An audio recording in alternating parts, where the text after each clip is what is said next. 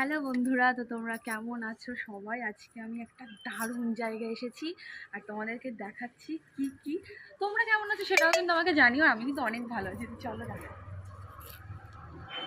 প্রথমেই তোমরা দেখো আমাদের সবার প্রিয় মা কালী, কতটা সুন্দর, মানে তোমরা শুধু দেখো কতটা সুন্দর দেখতে। আর আরেকজনকে দেখবে, এই দেখো, কে বলো তো? প্রভু শ্রী রামের একদম প্রিয় পছন্দের মানুষ, দেখতেই পাচ্ছ, হনুমানজি। তো হনুমানজিকেও দেখে নিলে, মা কালীকেও। এবার দেখবে, এখন এটা দেখাবে না। এখন এবার দেখাবো আমাদের মহাদেব। এটা তো, এটার কথা তো বলবোই না। সামনে মানে এখনই তো চৈত্র মাস, তোমরা কারা কারা তারকেশ্বর যাচ্ছ অবশ্যই কমেন্টে জানিও।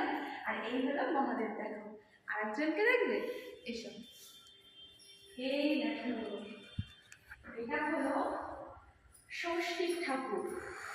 আমি ভুলও হতে পারি, আমি এই ঠাকুরটা বুঝতে পারছি না। আমার তো মনে হচ্ছে ষষ্ঠী ঠাকুর, এটা তো বিরাট এরকম মনে হচ্ছে আমার, কিন্তু আমি বুঝতে পারছি না কি ঠাকুর। তোমরা কেউ জানলে আমাকে কমেন্টে জানিও, ঠিক আছে?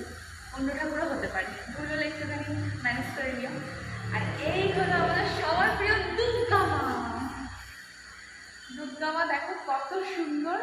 দুর্গা মা আমাকে বলতে দাও।